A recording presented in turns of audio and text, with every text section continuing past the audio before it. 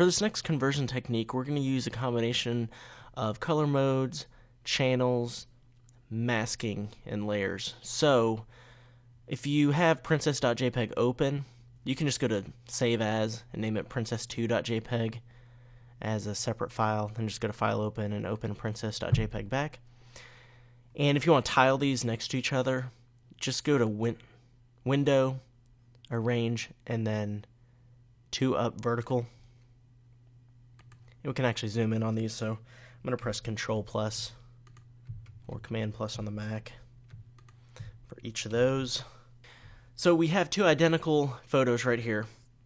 What I'm going to do is I'm going to look at the tonal range and just look at what each channel looks like and decide maybe you want to combine some of these together, both in RGB and LAB, and then use them over here, and then mask out and maybe apply some adjustment layers and some opacity adjustments. So looking at this, I'm going to pull up the color sampler tool and just click a couple of these just to kind of monitor the levels a little bit. Just overall looking at the levels in each of these points, they all look fine as far, nothing's really blown out. So the green channel looks pretty good. The red channel, it's a little bit light for this photo, and the blue's a little bit dark, but let's say you want an example where you actually wanted the dark hair there in the blue, but then the green channel you liked the skin tone. Well, how do you do that is just take the marquee selection tool. This is one way to do it, and you can click and drag around it, like if you were zoomed out, like Control or Command minus, and click and drag around like that. Or you can just press Control or Command A, Control on the PC, Command on the Mac, and it'll select everything like that. All right, I'm going to zoom back in so they're the same. Then you go to Edit Copy or Control or Command C. Then you go over here, Control or Command V, or Edit Paste. You notice we have one layer. This RGB is going to be the same, the levels in each, because it's just one channel that we're pasting over for now. Now if I change the layer blending mode to say multiply a darkening one, then the RGB, they're actually going to be different because it's interacting and letting that background layer show through a little bit, interacting with it. That was, let me go back here, that was the green one. And so if I go over here, I'm going to name that, well, it was the green channel, and we were going to use this for skin tone. And so let's go back over here and say for the blue one, let's do the hair. So same thing, it still has that marching ants, that active selection. So I'm going to do Control C again and go over here, Control V. All right, I'm going to change this to normal for both of them for now. And this one was the blue channel, just so we keep track of which channel it's from. And we're going to use this for the hair tone. Alright, so that's pretty basic. So on the blue channel tone, what we'd want to do is mask out everything but the hair, or maybe this background area as well. So we could add a mask, a layer mask, and fill it with black. Or a shortcut is hold down Alt on the PC or Option on the Mac while you click Add a layer mask, and it automatically adds black to it.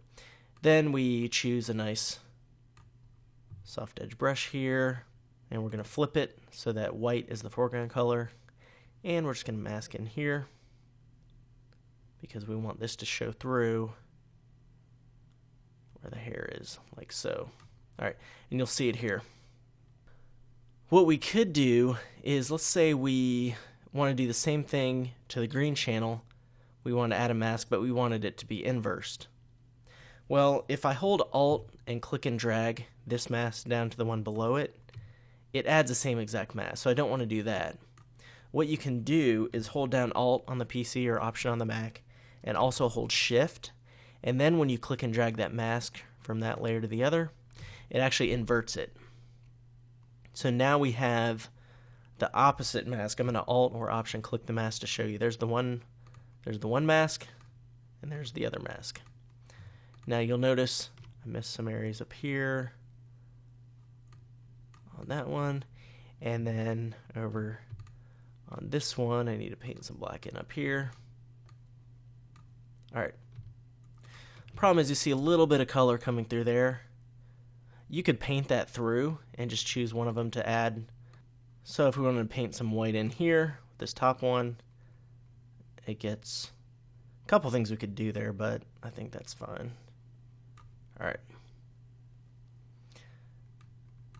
And I think I went a little bit too far on that one. Let's go back here a little bit.